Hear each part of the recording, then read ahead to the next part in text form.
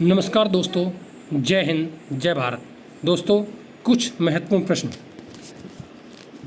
मात्र 2 मिनट के अंदर महत्वपूर्ण प्रश्नों को लेंगे। कार्यों के विभाजन को क्या कहते हैं? समाजवाद, श्रम विभाजन, पूंजीवाद या फिर संपत्ति विभाजन? सही आंसर है श्रम विभाजन। अगला प्रश्न, निम्नलिखित में कौन सी आर्थिक प्रवृत्तियां उपभोक्तावाद की ओर रुझान पैदा करती हैं? वस्तु विनिमय, बाजार, मिश्रित या संतुलित?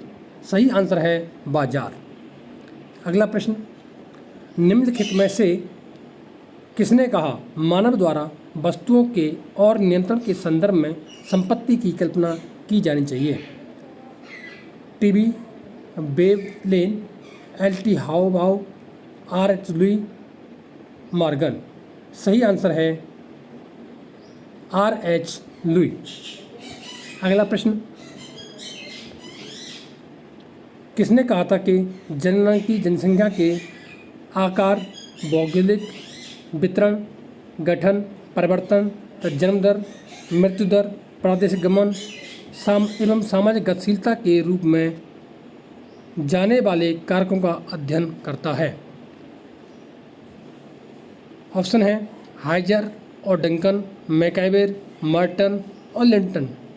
सही आंसर है हाइजर एंड डंकन।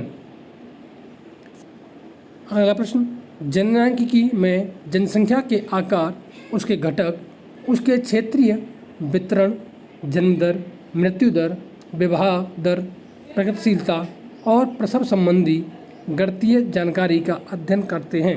यह परिभाषा दी थी चाइल्ड, मैकआइवर, डी.जे. बूच, लुनबर्ग। सही आंसर है डी.जे. बूच।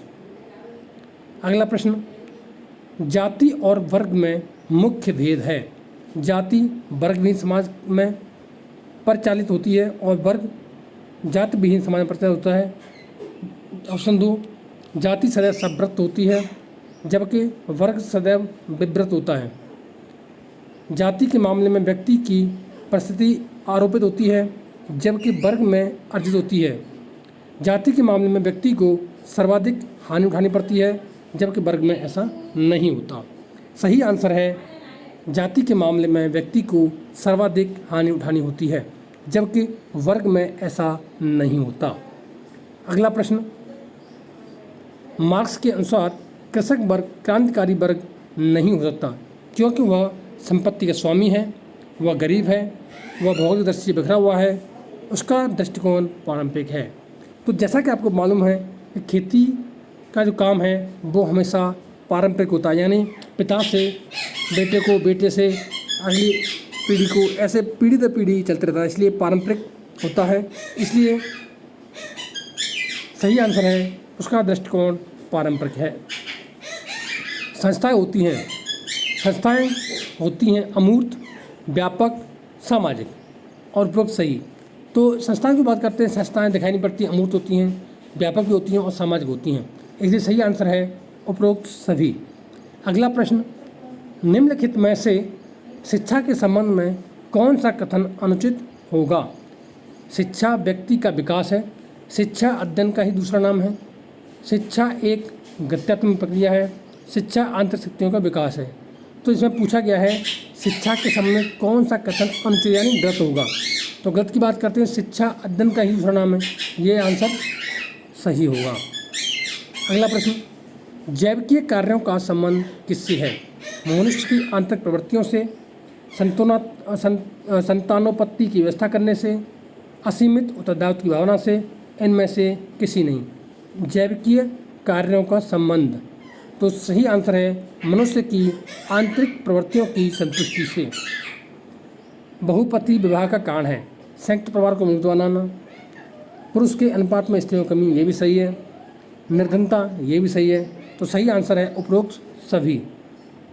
अगला प्रश्न है, भारत में 2001 में जनगणना के अनुसार महिलाओं में साक्षरता दर कितने प्रतिशत थी? तो सही ऑप्शन है 75.85, 54.16, 45.30%, 31.6%। तो सही आंसर है 54.16%। अगला प्रश्न है, सामाजिक परिवर्तन के लिए आर्थिक कारणों को प्रभावित करने वाला तत्व है। उपभोग की प्रवृत्ति, उत्पादन स्वरूप, आर्थिक नीतियाँ, उपरोक्त सभी। तो क्वेश्चन दोबारा सुनिए। सामाजिक परिवर्तन के लिए यानी समाज में जो परिवर्तन होता है उसके लिए आर्थिक कारण हैं। आर्थिक कारणों को प्रभावित, आर्थिक कारण यानी कि उसके बाद पैसे की कमी, गरीबी आना या पैसा ज़्यादा होना, ये सब कौन प्रभावित करता है? ये सब प्रभावित होने के लिए इसके लिए आर्थिक जो नीतियाँ हमारी उनसे प्रभावित होता है। यानी हम अपना खुद का भी जो मैनेज करते हैं तो हमें किस प्रकार चलना है, कितना खर्च करना है, कितना सेव करना है, वो सब हमारी ये आर्थिक नीतियाँ होती हैं। तो सही आंसर है आर्थिक नीतियाँ।